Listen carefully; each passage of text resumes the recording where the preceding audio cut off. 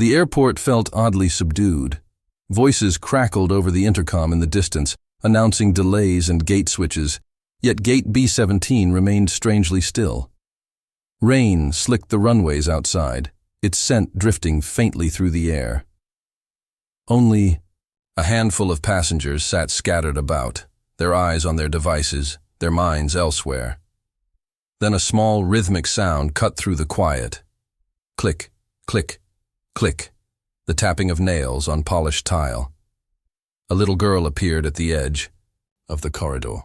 She was slight, no more than 7, with pale skin and a wary stillness in her posture. Her fingers curled tightly around the harness of a large German shepherd who strode beside her. His black and tan coat gleamed, and his movements were precise, steady. The girl, Lily, didn't speak. Her eyes flicked downward, avoiding contact. The dog, Rex, moved like a guardian on patrol, each step deliberate. A flight attendant was the first to notice them. Her polite smile flickered at the sight of the dog. "I'm sorry," she began softly as she walked over. "Animals aren't allowed unless they're—" But before she could finish, Rex nudged forward, presenting the worn medical tag on his collar. Though faded, it was enough. Her eyes shifted quickly from the ID to Lily, noticing the girl's twitching fingers and shallow, rapid breathing. "Wait here," the attendant murmured, turning toward the cockpit. The door swung open moments later. Captain Harris stepped out, tall and crisp in his uniform. He looked between the dog and the child with clear skepticism. "That animal's not flying in my cabin," he stated. Lily's mother, standing nearby, stepped forward quickly. "He's her service dog. He alerts for seizures."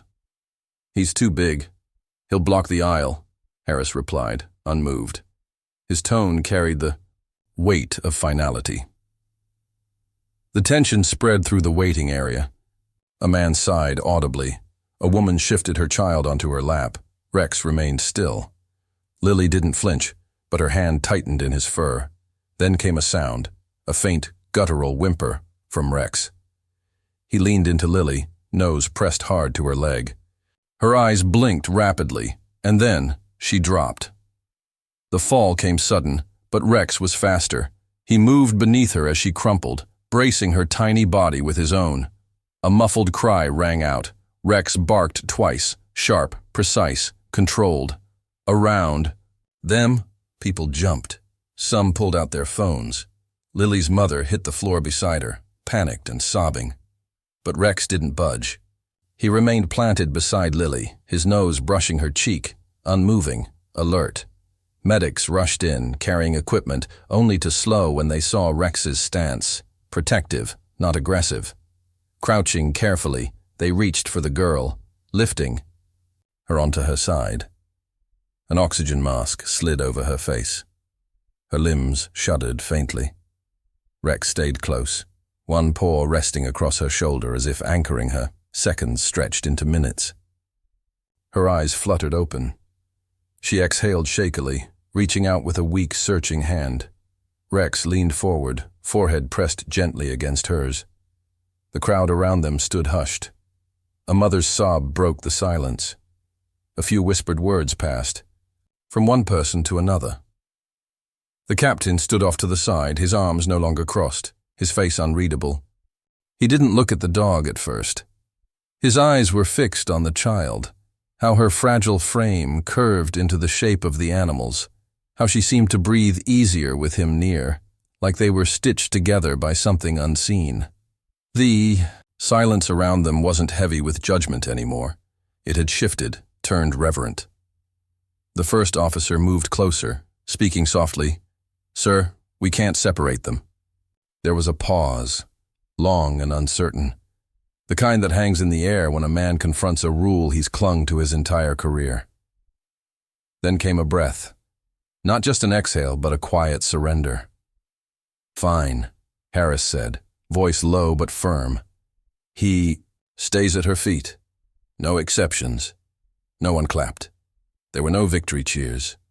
Only a silent nod from the universe that something right had been done. They began boarding slowly. Rex walked beside Lily, leading her with quiet dignity, never straying from her side. Every step was purposeful, every pause calculated. By the time she reached her seat, Rex was already in position, curling across her legs like a living shield. When the engines roared and the plane shook with the strain of ascent, Lily startled. Her hands clenched, her breathing hitched. But Rex was there. He pushed in close, his body pressed to hers, anchoring her to the present. She calmed. A few passengers stole glances, some with misted eyes, others with hushed awe. Even the man who had groaned in annoyance earlier turned away, guilt painting his features.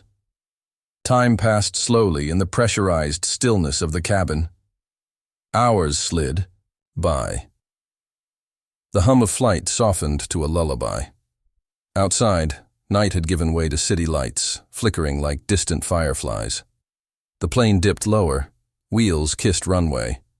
They were home. Lily stirred, her eyes opening with the quiet wonder only children carry. She smiled, small, sleepy, but sincere. Leaning down, she whispered into Rex's fur. He thumped his tail once in reply, as if to say, "I heard you."